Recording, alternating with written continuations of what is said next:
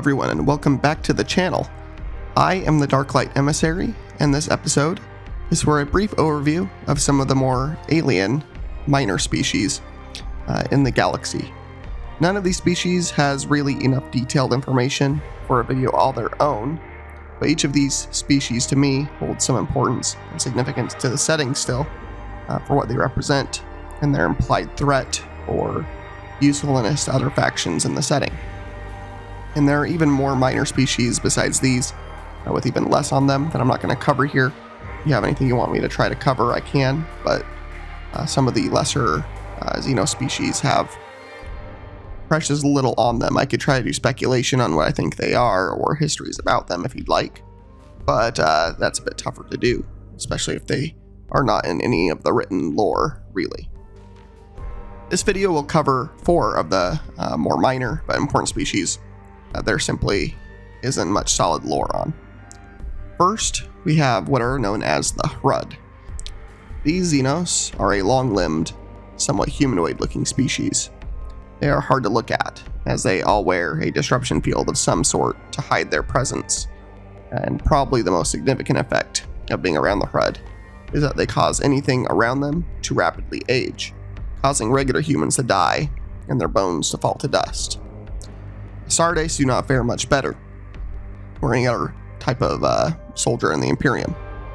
One of the only major conflicts was when the Iron Warriors were sent against some Hrud during the Great Crusade, and some legionaries did die from too much exposure to their entropic field technology. Others looked to have aged centuries. Even Perturabo, their Primarch, seemed somewhat affected by this aura, although not nearly to the degree of the Astartes in the path of these Xenos. One of the Mechanicus Magos that was with the Iron Warriors had a theory that he thought it was possible that the Hrud were humans from the far future, and that they had the ability to travel through time and were running from something in the future.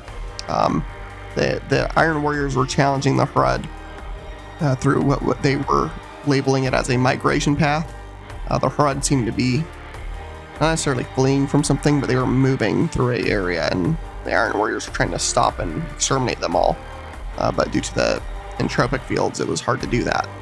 And they would just kind of simply walk past a lot of the Iron Warriors and kill any others in their way through some of these rapid aging technologies. Other than this, there's not much known about the Hrud. They don't seem to actively seek conquest or intend to hurt other sentient species, but they also don't seem to control the harsh effects that they have on the environments around them. In the earliest lore, the Hrud were more like the Skaven, which is a rat-like race from the fantasy version of Warhammer, but this seemed to change in later editions, since GameWorks moved far away from any intended crossover between settings. And so in the current setting, Hrud are these long-limbed, weird aliens that, upon death, they also decay immediately into nothing due to their entropy fields. So it's been hard to actually study them biologically by the Imperium to see if there is any link between humanity like that one Magos thought. Next, we have the Rangda, or Rangdan Cerebrors. Not much is known about this species, other than that they were in the far galactic east and north of the galaxy. The Imperium first encountered this species during its Great Crusade fairly early on, and what they discovered almost put a premature end to the Emperor of Mankind's dreams long before the Chaos Gods meddled directly and caused the Horus Heresy. What is known is that the Imperium lost tens of thousands of Space Marines or more, possibly millions of regular human troops, and possibly dozens of Titans as well.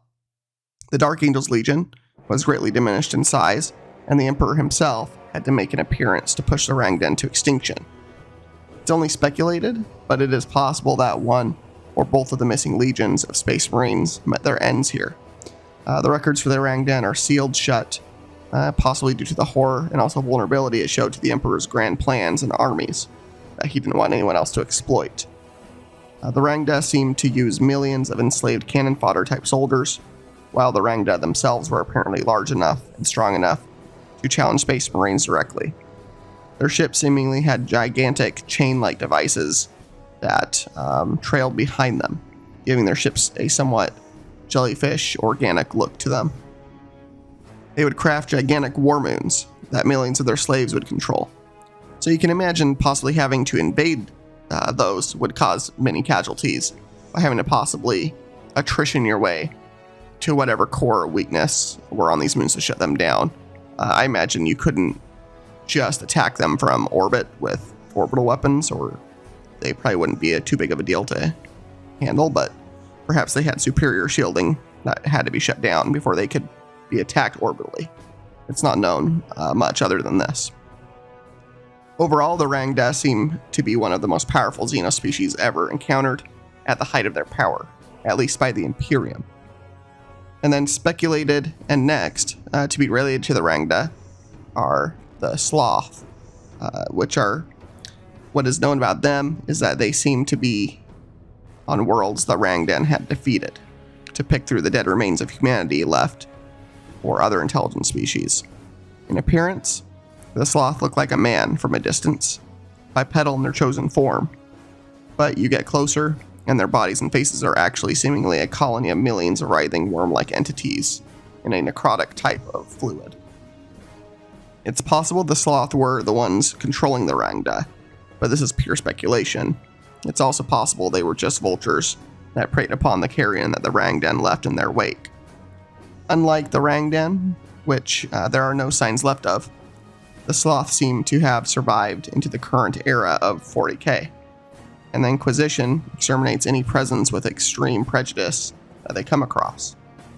The Sloth seem to be slowly invading a part of the Imperium, and only time will tell how that may play out. I personally hope we get some books and more information on this species. They seem horrifying in like a body horror type of way that the 40k setting doesn't really have too much in the way of horror, I feel like. Sometimes they do, but for the most part, the body horror is regulated to a couple of things, specifically like the demonic cube lava, I think is what they're called in Dead Sky Black Sun, the Iron Warriors have, and then, things that the warp does to the body perhaps, but it would be interesting to see the Sloth more in a book.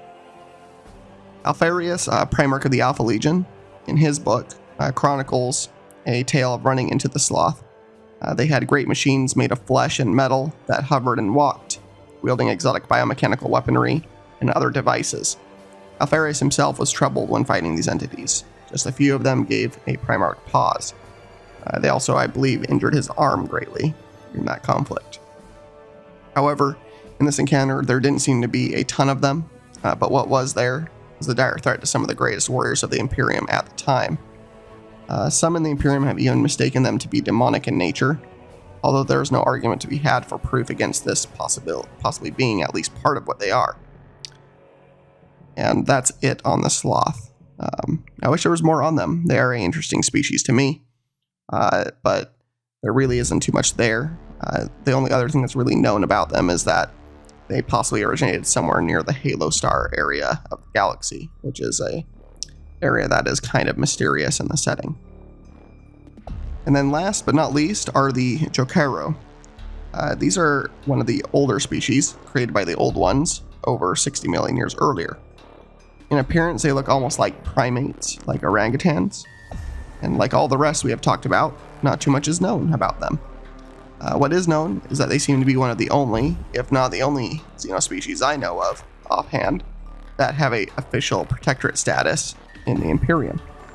Nothing is known of when or how the Imperium first made contact with this species, but both the seeming demeanor of the Jokaero combined with their abilities made them too valuable to the Imperium to simply obliterate like so many others in the past.